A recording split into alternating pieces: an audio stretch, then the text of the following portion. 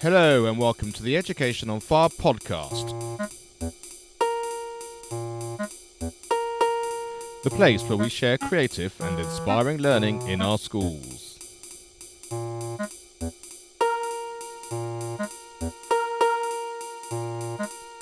Episode 67. Hello and welcome back to the Education on Fire podcast with me, Mark Taylor.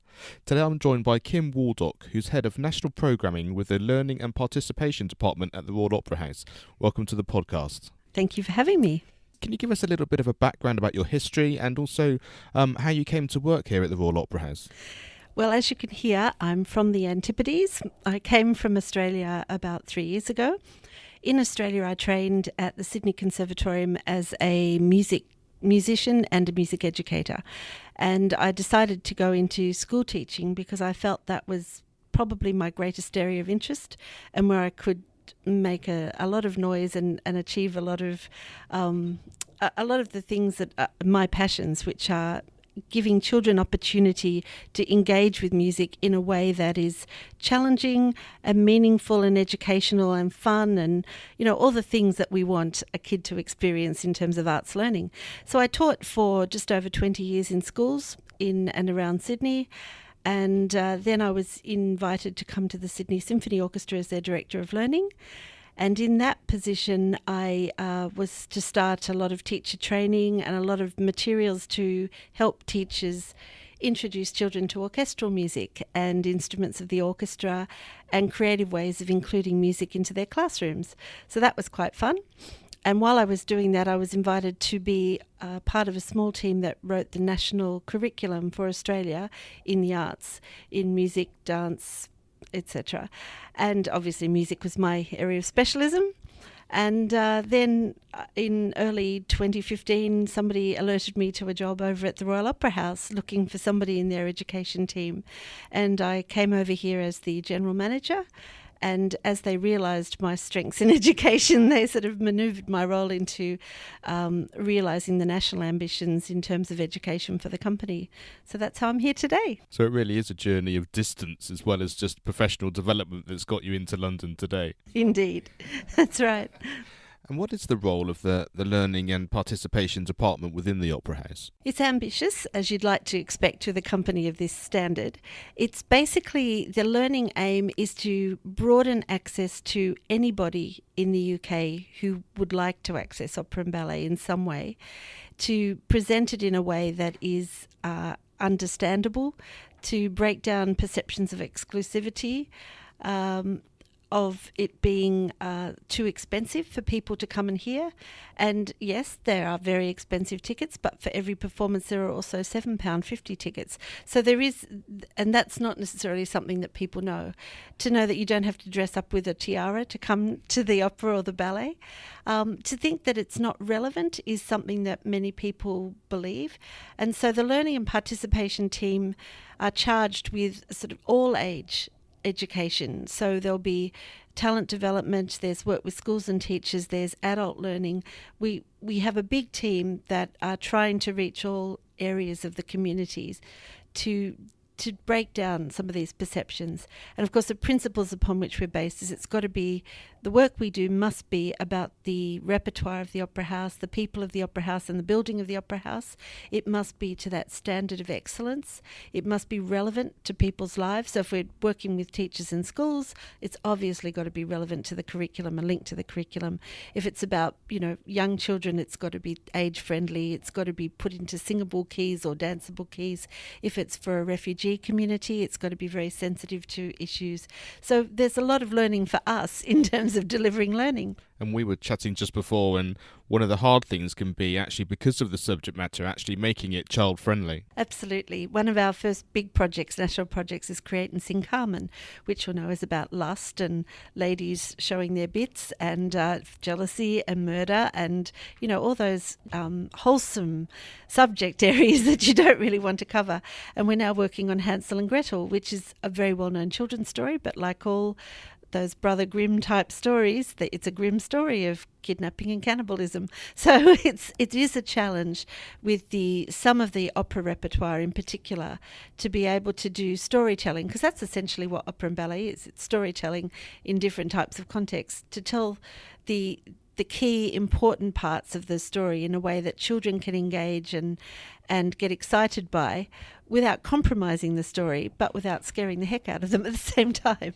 And it really is a learning curve for us all, isn't it? Because it is about exposing children to the arts and introducing them to opera and ballet. But you've also got a design element from those departments within the Opera House as well. So can you explain exactly what learning and the participation is for schools that would like to take part? Well, with schools, we thought the thing we can most do to help schools is to use what we do best, which is dramatic singing, opera singing, but with children it's dramatic singing, so becoming a character to sing.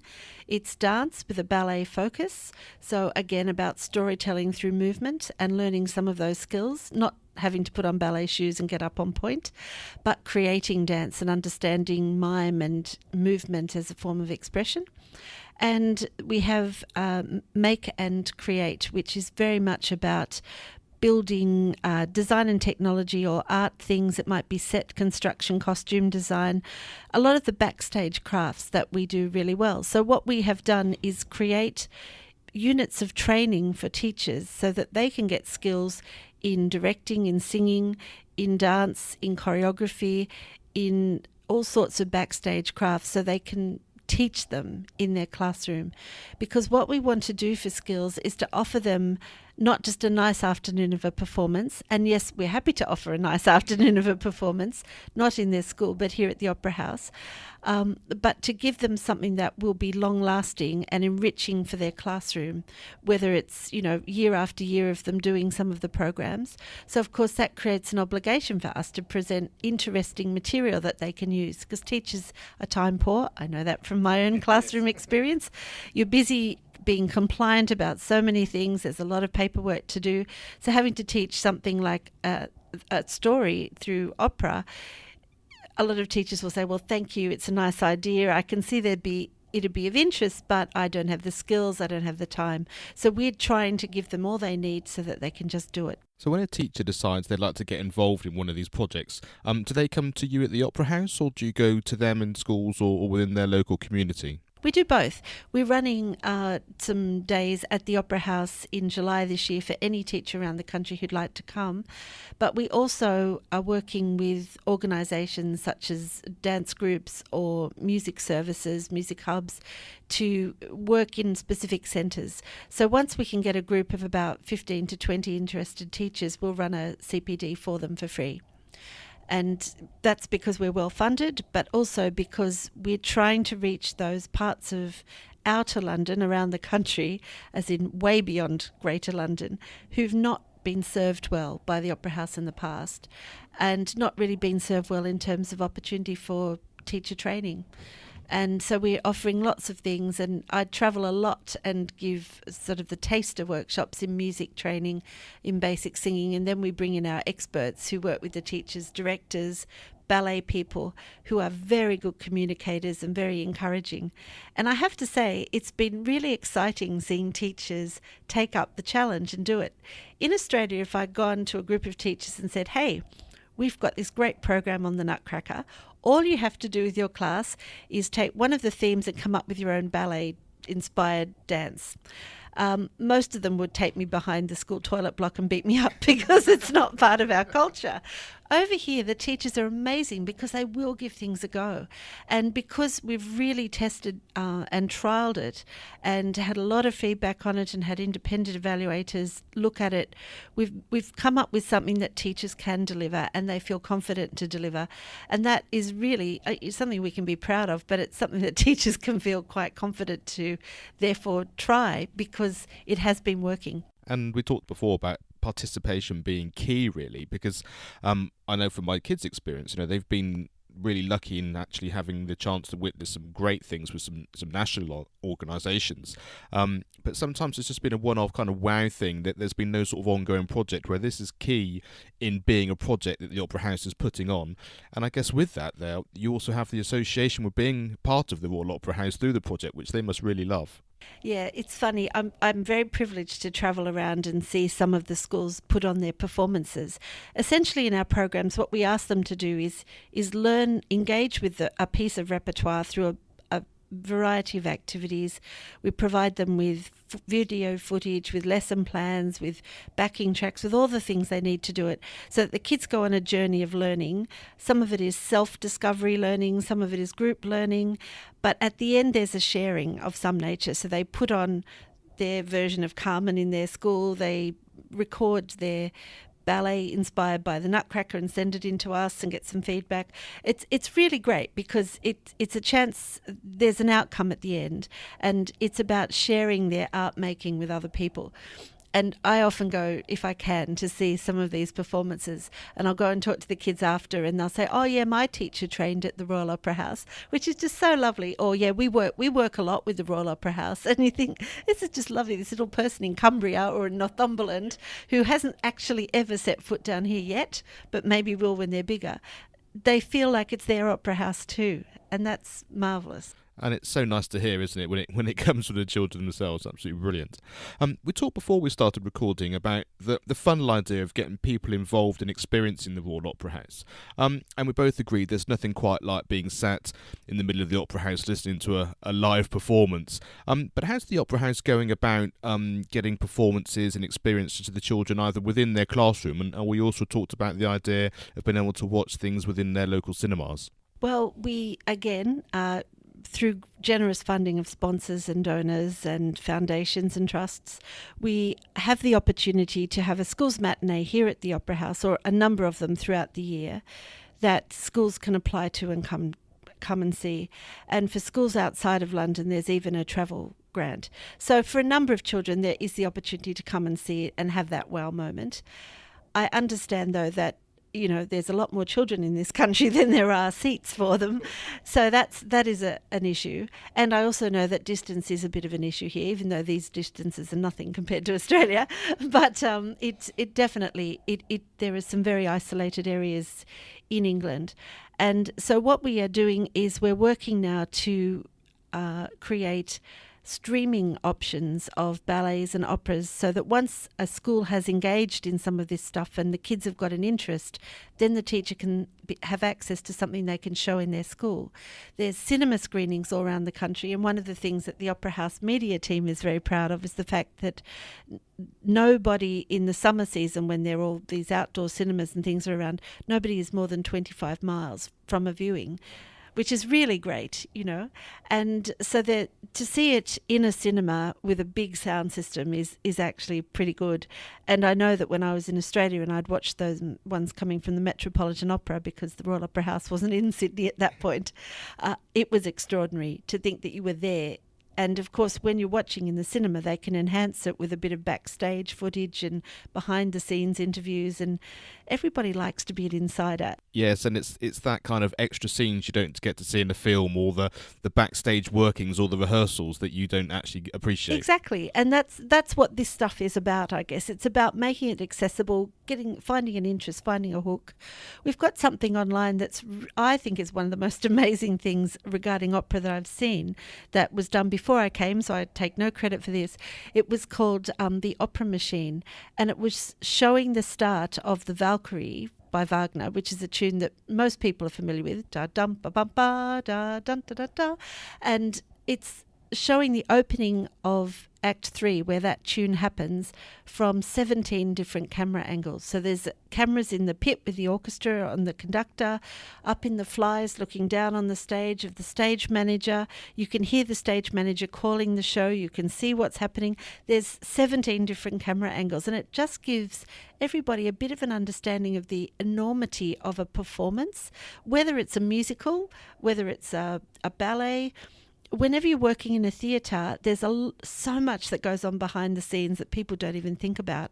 And I think as educators and, people working in the arts, we're really responsible for shining a light on some of those vocational opportunities, because the creative industries are the fastest growing business in the UK. And I think a lot of kids would never think that they could maybe be an armourer for the Royal Opera House. I mean, we have 5 wig makers here, for example. It's extraordinary the things that we need, and it's extraordinary these skills that people have here. And that's, I think, really an interesting part of what we do when we have our open weekends, our family Sundays, where anybody from around the country can come to the Opera House for the day and just see activity.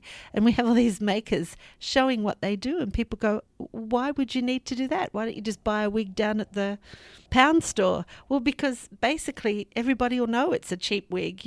It needs to be real, because it's about real storytelling.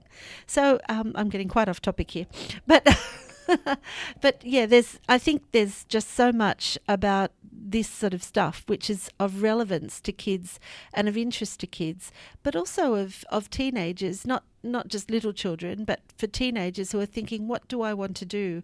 I don't want to be a banker. I don't want to be an architect. I'm creative. How can I use my creativity? And so that's been a big part of what we've been working on as well. And I think it really is that the key thing is that to work in a place like the Opera House, you don't have to be an on-stage performer, whether it's a ballet dancer or a singer, or you don't have to be a musician in the pit. If you've got a passion for anything, it may well be that you can find a role for that within an organisation such like the Royal Opera House, whether, like say, it's a wig maker or an armoury, or even in finance as part of that finance department, an educator within the learning participation department. There's all manner of places that you can make it work for you. And a lot of it's transferable across theatres as well. So it's really interesting, and I've learnt a lot coming here, because when I'm with the Sydney Symphony Orchestra, there's a lot that goes on to make an orchestra work, but you times it by about 20,000 when you're working with sort of the whole theatre experience.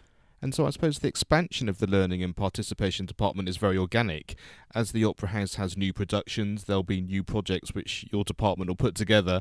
And so therefore those people that have been involved in previous projects who want to continue to be involved at the Opera House can just take part again and carry on the really exciting things they've been doing. Yeah, absolutely. We're committed to creating 5 or 6 of each of them. And then we'll have a bit of an evaluation and see what happens. So we're now working on Hansel and Gretel, which will be ready for the next academic year. We're working on Alice's Adventures in Wonderland for the next academic year with the Create and Dance program. But Nutcracker will still be online, as will Create and Sing Carmen. All these things are online and free to access for any school. And that's really important. And what we offer to help teachers try it is teacher training days, as you said, around the country, here at the Opera House.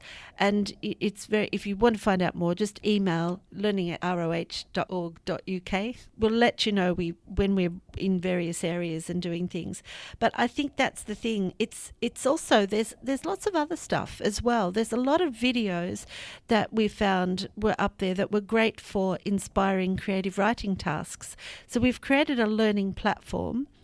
And if you search for the Royal Opera House Learning Platform and go into the resources section, there's all sorts of Key Stage 1, 2, 3, 4, 5 materials there that are inspired by a video with a lesson plan that we've had a real teacher from somewhere around the country write for us. And it's just gives teachers, I guess, another afternoon activity or some sort of activity that might be a stimulus for some sort of poetry writing or story writing or all sorts of things. It's interesting too, there's a thing about the Nutcracker, because the tree in the second half of the Nutcracker, when they go into the land of sweets, the tree is suddenly doubled in size from the Christmas tree that you see at the start of the show. And there's all these maths lessons that have been devised from all that sort of thing. So it's just getting teachers who can see the possibilities to write these things, and they're there for any teacher to use.